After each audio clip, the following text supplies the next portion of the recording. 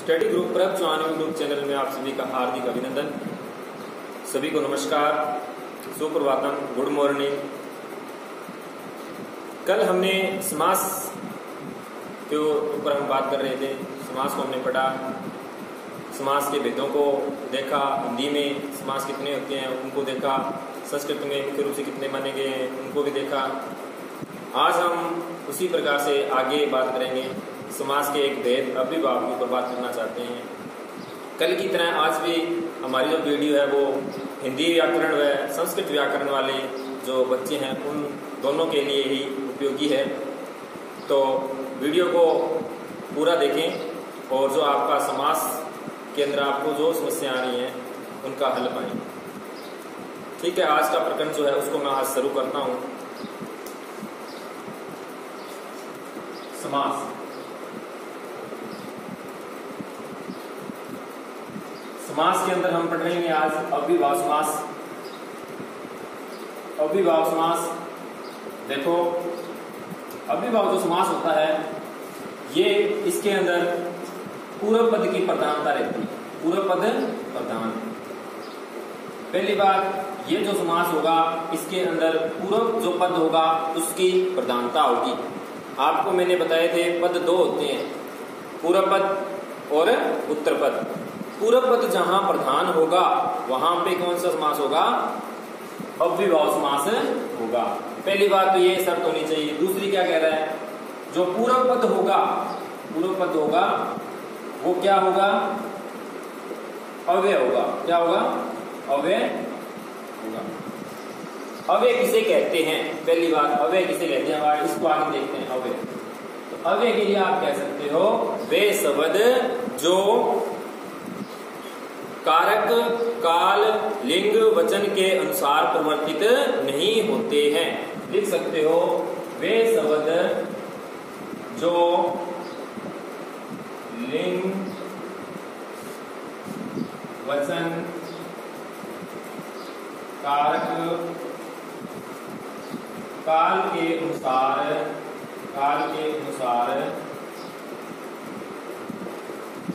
परिवर्तित नहीं होते हैं वे क्या कहलाते हैं? अव्यय कहलाते हैं। यानी जो अव्यय होते हैं वे क्या होते हैं? अविकारी होते हैं। यानी उनमें कोई किसी भी प्रकार का कोई विकार नहीं आता है। व्यक्ति लगा देंगे तो भी उसमें कोई विकार नहीं आएगा। अव्यय, तो हमने दो बातों को देखा। एक अव्ययभाव समास में देखा कि इसमें जो पूर्व पद होगा वो क्या होगा? प्रधान होगा। ठीक है। दूसरी बात हमने देखी, पूर्व पद होगा वो क्या होगा? अव्यय होगा। अब इसमें पूर्व पद प्रधान कैसे होगा इसके एक उदाहरण को लेकर के इसको हम स्पष्ट कर लेते हैं। जैसे एक उदाहरण लिया मैंने, उपकृष्णम। क्या है? उपकृष्णम। हिंदी में कह सकते उपकृष्ण, उपकृष्ण। अब इसमें क्या है? पहले तो देखो इसको देखते हैं। उप जो शब्द है, उप जो उपसर्ग है, एक ये क्या है? इसमें उपसर्ग है और इसका अर्थ होता है समीप। क्या होता है? समीप। समझते जाना।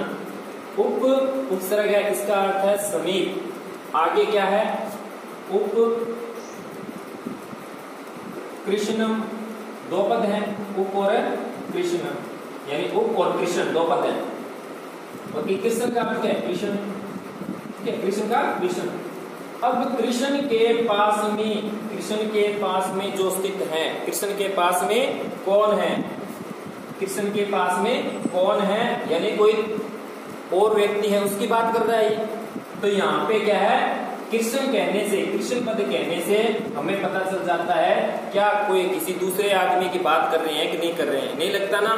यानी कृष्ण पद यानी जो दूसरे व्यक्ति को कौन बता रहा है? यहाँ पर दूसरे व्यक्ति को, यानी ये जो उप है ये बता रहा है। मेरी बात समझ में आ गई होगी। इसको और दोबारा क्लियर करते हैं। उप कृष्णम है, इसमें दो पद है, एक तो है उप, एक क्या है? कृष्ण। उप जो है उसका अर्थ है समीप। क्या है? समीप यानी पास में। कृष्ण के पास में, कृष्ण के पास में। अब कृष्ण के पास में कोई दूसरा व्यक्ति बैठा है उसकी बात कर रहा है। तो यहाँ पे दूसरे व्यक्ति को कौन बता रहा है? यानी जो उपसर्ग है ये क्या है? ये बता रहा है। तो यानी ये क्या है? पूर्व में लगा है। यानी ये क्या है? उप जो है ये क्या है, यहाँ पे पूर्व पद है, और ये दूसरा कौन सा है, कृष्ण जो पद है ये क्या है, उत्तर पद है। तो यहाँ पे क्या है, पूर्व पद प्रधान हुआ कि नहीं हुआ, यानी उप जो है ये क्या बता रहा है, ये यानी दूसरे आदमी को बता रहा है, कृष्ण के अलावा यानी कोई और व्यक्ति है वो पास में है उस कृष्ण के, तो उस व्यक्ति को बताने के लिए क्या है, ये उपसर्ग आता है। तो इस कारण क्या है, यानी पूर्व पद यहाँ पे प्रधान है, और क्या है, उपकृष्णम जो पद है इसके अंदर कौन सा समास है, तो आप बता दोगे अव्ययभाव समास होता है। इस प्रकार से यहाँ पे क्या है, पूर्व पद प्रधान। अभी आपको बताया पूर्व पद प्रधान कैसे होता है, ठीक है। आगे हम बात करते हैं तीसरी जो इसकी है, देखो इसके अंदर क्या है, जैसे शब्दों की यानी शब्दों की बार बार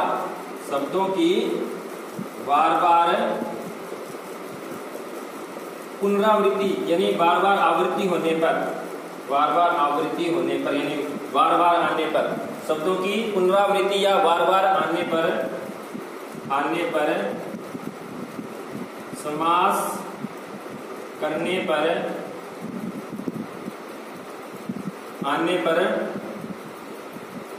समास के रूप में प्रयुक्त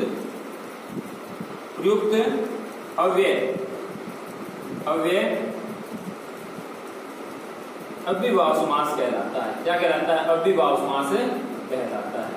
कहने का क्या है, ये क्या कह रहा है कि दो शब्द आएंगे, बार बार आएंगे, और उन दोनों के बीच में क्या है, समास हो जाएगा, और समास बनने के कारण वो समस्त पद होगा, वो क्या कहलाएगा, अव्ययभाव समास कहलाएगा। कह सकते हैं पूर्व पद और उत्तर पद दोनों मिलकर के, जब पूर्व पद जो अव्यय है वो क्या है, उसका पूर्व पद अव्यय का उत्तर पद अव्यय के साथ में जब समास होता है, जो पूर्व पद में अव्यय है वो और दूसरा जो शब्द है वो दोनों मिलकर के क्या बन जाता है, समस्त पद बनता है, और समस्त पद वो क्या कहलाता है, अव्यय कहलाता है। और अव्यय कहलाने के कारण इस समास को क्या कहते हैं, अव्ययभाव समास कहते हैं। इसमें अव्यय पद की प्रधानता दिखाई हमें दे रही है। आगे देखो, आगे क्या कह रहा है ये, इसमें संस्कृत में प्रयुक्त होने वाले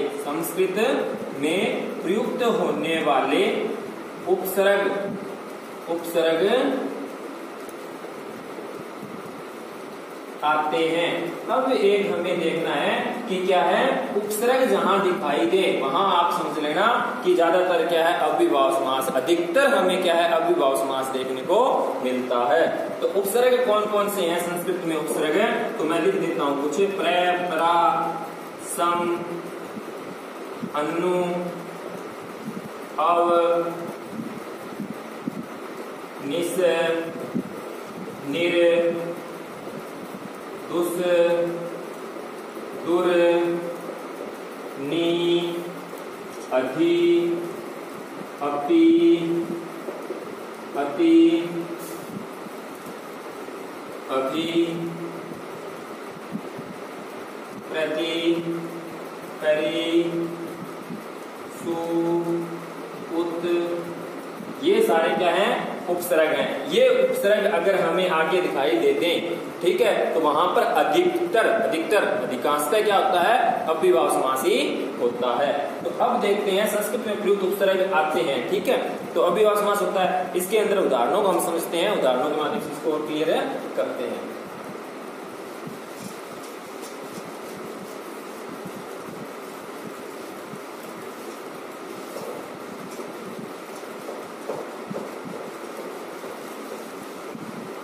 अभी आप देखो संस्कृत में एक सूत्र मिलता है, सूत्र के ऊपर हम बात नहीं करेंगे, वो क्या कहता है उसको देखते हैं। वो कहता है विभक्ति, समीप, समृद्धि, व्यति, अर्थाभाव, इन अर्थों में, ठीक है, इन अर्थों में अव्यय पद का सुबंत जो विभक्तियां हैं उनके साथ में समास हो जाए, उनके साथ में क्या हो जाए, समास हो जाए, लिख देता हूं मैं। यानी क्या है, विभक्ति, समीप, अभाव आदि शब्दों का आदि अर्थों में अव्यय का सुबंत विभक्तियों के साथ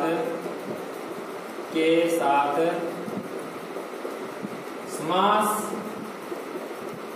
हो जाता है।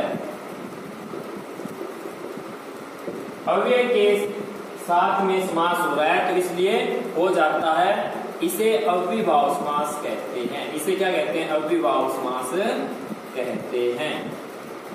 अब इसमें आप देखो, इसके साथ में हम क्या है, साथ साथ में हिंदी व्याकरण व संस्कृत व्याकरण भी हम साथ साथ में देख रहे हैं। तो अब यहाँ पे देखो आप, इसके अंदर है जैसे हम उदाहरण दोनों देखेंगे, हिंदी व्याकरण की देखेंगे और संस्कृत व्याकरण की भी देखेंगे। देखो एक साइड में हमें क्या है अर्थ लिख देता हूँ। जैसे एक उपसर्ग की बात करें, जैसे कुछ उपसर्ग हैं आएंगे, वो देखो उप एक उपसर्ग है, ठीक है, और इसका अर्थ क्या है? उप का समीप अर्थ है। क्या है? समीप अर्थ है उप का। उप जो उपसर्ग है उसका प्रयोग हम समीप अर्थ में करेंगे। ये इस साइड में अर्थ लिख देता हूँ, ऊपर ये अर्थ लिख दिया मैंने, इस साइड में उपसर्ग लिख दिया, और यहां पर मैं लिखता हूं विग्रह लिखते हैं। क्या लिखते हैं? विग्रह लिखेंगे। और हिंदी में विग्रह क्या है वो देखते हैं साथ में, तो हिंदी वाले भी ध्यान, उनको पता लग जाएगा। अब यहाँ पे देखो, उप मैंने क्या लिया? उप उपसर्ग है, वो समीप अर्थ में होता है। एक उदाहरण है कृष्णस्य, कृष्णस्य समीपम, कृष्णस्य समीपम, कृष्ण के समीप में, यानी कृष्ण के जो पास में है उसे हम क्या कहते हैं? उप कृष्णम कहते हैं। अब यहाँ पे इसका हिंदी क्या होगा? कृष्ण के पास में, कृष्ण के पास। अब यहाँ पे जो समस्त पद बनेगा वो समस्त पद क्या बनेगा? समस्त पद क्या बनेगा? उप कृष्णम। क्या बनेगा? उप कृष्णम बनेगा। अब यहाँ पे देखो आप, मैं क्या कह रहा हूँ, मेरी जो बात को आप ध्यान से समझना। मैंने कहा उप कृष्णम, यानी उप कृष्णम या उप कृष्ण, तो यानी ये हिंदी में विग्रह करें क्या बनेगा? कृष्ण के पास।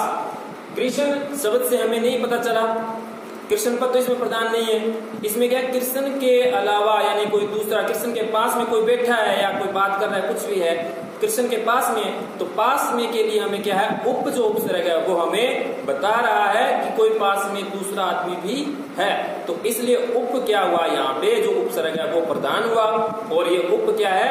पूर्व में लगा है, ठीक है, उप पूर्व में है, तो इसलिए क्या है? पूर्व पद प्रधान है। तो पूर्व पद प्रधान होने के कारण कौन सा समास हो गया? अव्ययभाव समास हो गया। एक ध्यान रखना, अगर आपको उप कृष्णम का संस्कृत में क्या है, संस्कृत में विग्रह पूछे तो आप करोगे कृष्णस्य समीपम उप कृष्णम, ठीक है, उप कृष्णम। अब यहाँ पे क्या है? विभक्ति समीप, मैंने कहा था इस उत्तर के बारे में, नियम के बारे में कहा था, विभक्ति समीप अभाव आदि अर्थों में अव्यय का सुबंत विभक्तियों के साथ समास हो जाए। यहाँ पर क्या है? समीप अर्थ मैंने लिया, समीप ले लिया, कृष्ण से समीपम, तो अब इसका किसके साथ हो रहा है? यानी कि अर्थों में अव्यय का। अब यहाँ पे क्या है देखेंगे तो कृष्ण ये अलौकिक विग्रह है, संस्कृत में देना, ये क्या है? लौकिक विग्रह है। ये तो ये क्या है? लौकिक विग्रह है, और ये क्या है? अलौकिक विग्रह है। ध्यान रखना, मैंने कल बताया था आपको, ये लौकिक विग्रह, अलौकिक विग्रह। कृष्ण गस प्लस उप, इस प्रकार से यानी होता है। आगे जो आता है, तो यहाँ पे क्या है? उप का क्या है? अव्यय का सुबंत विभक्तियों के साथ में क्या होता है? समास होता है। तो यहाँ पे क्या है? इस उप का क्या है? समास हो रहा है, ठीक है, अव्यय का। तो इसलिए इस समास को क्या कहते हैं? अव्ययभाव समास कहते हैं। अब अन्य उदाहरणों को हम देखते हैं। जैसे उदाहरण देखते रहना आप। जैसे एक उपसर्ग है अनु, उपसर्ग का है अनु, और ये होता है योग्य, योग्यता अर्थ में, यानी योग्य, हम कहते थे ना ये योग्य है, उसके योग्य है, ठीक है, उसके हिसाब से योग्यता अर्थ में। तो इसके लिए हम एक उदाहरण लेते हैं, अनुगुणम, अनुगुणम, अनुगुणम। इसके अंदर क्या है? अब देखो इसका जो करेंगे ने तो क्या होगा? गुणस्य योग्यम, यानी गुणस्य योग्यम, संधिविच्छेद क्या होगा? गुणस्य योग्यम, और अनु उपसर्ग का इसमें प्रयोग हुआ है। और हिंदी में क्या होगा? हिंदी वाले देखिए, यानी क्या है? गुण के योग्य, गुण के योग्य, यानी इसमें क्या है? ये कह देते ना, इसमें बहुत अच्छा गुण है, वो बात बताऊं मैं। यानी गुणस्य योग्यम, गुण के योग्य, अनुगुणम, कहते हैं ना गुणों के योग्य, यानी उसके समान गुण है इसके अंदर, तो अनुगुणम। अनुगुणन के अंदर क्या है, अनु जो उपसर्ग है उसका अर्थ जो पूछे तो योग्यता अर्थ में हुआ है। विग्रह क्या है, गुणस्य योग्यम। हिंदी विग्रह के अंदर क्या देखेंगे तो गुण के योग्य है, क्या है, गुण के योग्य है। तो यहाँ पर क्या है, अनुगुण में बन जाता है। इसी प्रकार से अन्य उदाहरण देख सकते हैं। गुणस्य योग्यम हो गया, यथा ये अव्यय है, इसका प्रयोग जो होता है वो होता है अनंती क्रम में, अनंती क्रम में यानी शक्ति के अनुसार, शक्ति के अनुसार यानी कहते हैं के अनुसार। अनंती क्रम में क्या होता है, के अनुसार, के अनुसार। अब इसको समझते हैं। देखो अनंती क्रम में का अर्थ है हिंदी में के अनुसार, और यथा क्या है, एक अव्यय है, यथा शक्ति, यथा शक्ति। जैसे अपन कह देते हैं ना, उसने अपनी शक्ति के अनुसार कार्य किया, यथा शक्ति, शक्ति के अनुसार कार्य किया यानी यथा शक्ति। तो यानी अब इसमें क्या है, शक्तिम अनंती क्रम में। संस्कृत में पूछे तो विग्रह क्या करोगे, शक्तिम अनंती क्रम में। और हिंदी में क्या हो जाएगा, शक्ति के अनुसार, शक्ति के अनुसार, शक्ति के अनुसार यानी यथा शक्ति। इसके बाद में अन्य उदाहरणों को हम देखते हैं।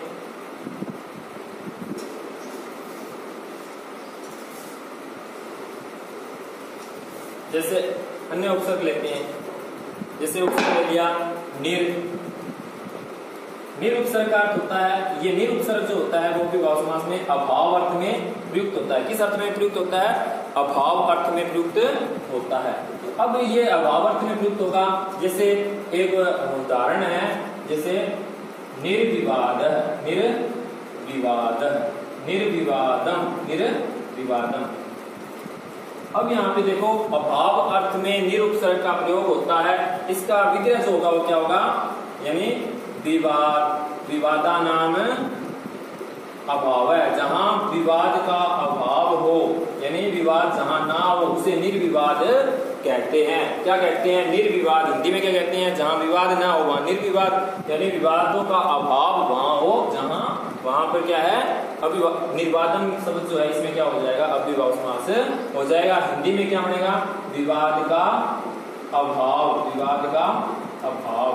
ठीक है। इसी प्रकार से निरुपसर्ग हो गया।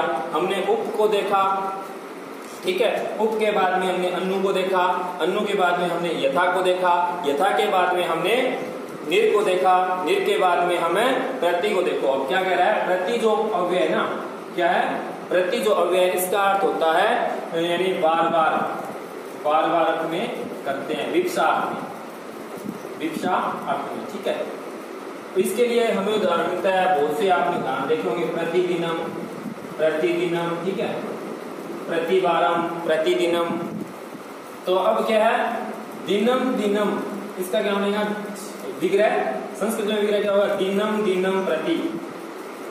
और हिंदी में क्या हो जाएगा, हर दिन या प्रत्येक दिन, हर दिन या प्रत्येक दिन। तो यानी यहाँ पे क्या है, विप्सा अर्थ में प्रति उपसर्ग का प्रयोग करते हैं। दिनम, दिनम, प्रति, प्रतिदिनम। प्रतिदिन में आपको पता लग गया, प्रतिदिनम संस्कृत में प्रतिदिनम हो गया, और हिंदी में क्या प्रतिदिन है। तो प्रतिदिन शब्द में क्या हो जाएगा, अव्ययभाव समास हो जाएगा। प्रति उपसर्ग लगा है और हर दिन इसका संधिच्छेद होता है।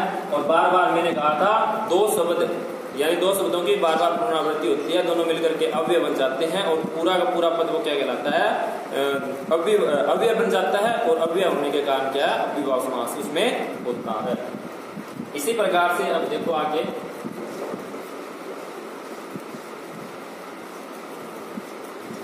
कुछ हिंदी व्याकरण के अंदर उदाहरण है, उन उदाहरणों को देखते हैं। इसी प्रकार से अन्य आप उदाहरण बना सकते हो, जैसे निर्विवादम हो गया, निर्विवादम है। इस समास के अंदर हमें बात हिंदी व्याकरण के उदाहरणों को बताने से पहले कुछ मैं बता रहा हूँ कि देखो इसके अंदर समास की जो पहचान होगी उसमें हमें क्या देखना है, यानी क्या है, समास के बाद, समास के बाद शब्द के अंत में, संस्कृत वालों के लिए अंत में अकारांत वाला जो शब्द है, अकारांत वाले अकार जिसके अंत में ऐसे शब्द अंत में है वाले उनके आगे मैं दिखाई, मैं होगा यानी मैं होगा, और ई उ या अन्य जो स्वर आए वहां पर विसर्ग नहीं होता। क्यों? कैसे? मैंने आपने वो बात बताया था ना। अब शक्ति, संस्कृत में शक्ति ही होता है कि नहीं होता है? यहाँ पे हम क्या बना रहे थे? वहां पे यथाशक्ति बना रहे थे। हमने ये यथाशक्ति ये नहीं किया था, वहां पे हमने क्या किया था? यथाशक्ति किया था। यानी क्या कहने का है? या उनके बाद में अन्य स्वर आए तो वहां पर विसर्ग आगे नहीं होता है। ठीक है, यहाँ विसर्ग नहीं होगा। इसकी ये क्या है? एक छोटी सी पहचान है याद रखने के लिए। ठीक है, आगे हम देखते हैं।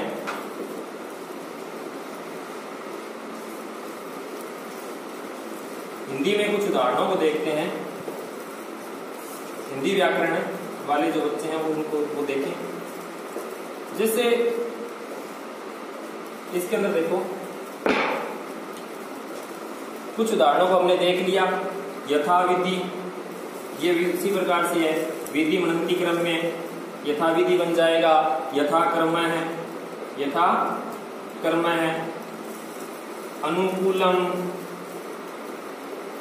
अनुकूल, हिंदी में अनुकूल कह देते हैं, संस्कृत में अनुकूलम कह दिया।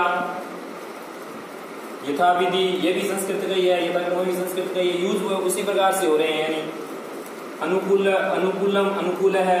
अनुरूपम हो गया, अनुरूपम या अनुरूप। इसी प्रकार से अनुरूपम हो गया। एक उदाहरण संस्कृत के अंदर यहाँ पे निर्विवादन है ना, वैसे ही निर्मक्षिकम यानी क्या है? मक्खियों का जहाँ अभाव हो, जहाँ क्या है? मक्खियों का अभाव यानी मक्खियां कम हो, वहां क्या बनेगा? निर्मक्षिकम यानी मक्षिका नाम अभाव है, निर्मक्षिकम। इसी प्रकार से अनुरूपम हो गया। यहाँ पे आके देखो हिंदी के अंदर रातों रात, भरपेट, आजन्म, यावत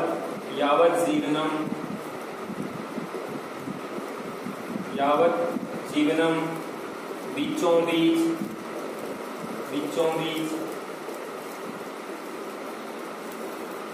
दरअसल।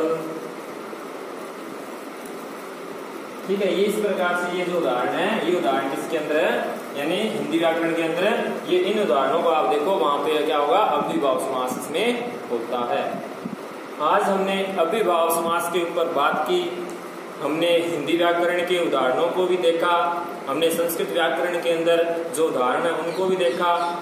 तो आज हमने अव्ययभाव समास के बारे में पढ़ा।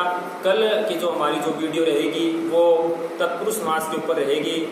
आज की तरह ही उसी के अंदर भी हम हिंदी व्याकरण के कुछ उदाहरणों को लेंगे और संस्कृत व्याकरण के उदाहरणों को भी लेंगे।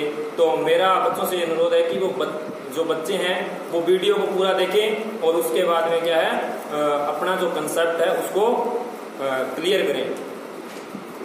हंसते रहिए, मुस्कुराते रहिए, लॉकडाउन के नियमों का पालन कीजिए, घर पर रहें, सुरक्षित रहें, नारी का सम्मान कीजिए, बड़ों का आदर कीजिए। आपके साथ कल इसी चैनल पर आपके साथ में फिर रूबरू होंगे। आज के लिए जय हिंद।